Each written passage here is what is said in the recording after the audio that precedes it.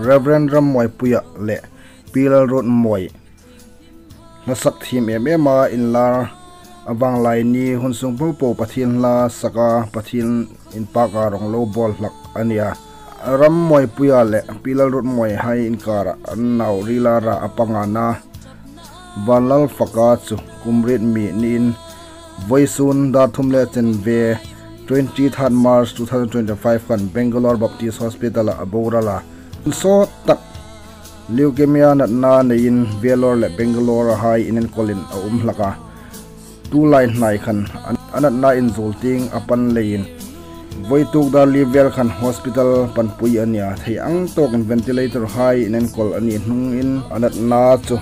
tur zo talawin ami boral san ani ma faka hi sinot hospital durflanga somni paret July sang som paruk khan alo pega anu naw pangalaya naw pang takni in tuin ST zone high school pol ni an chuk mek ani anu le pale sung le ko hai trong tai na ei hang thrit dingin ei hang numa hi arong hi aizol a hong tol ding ti ani bok ani Lalruotmawi ei tuorpui takzet ani apasal pastor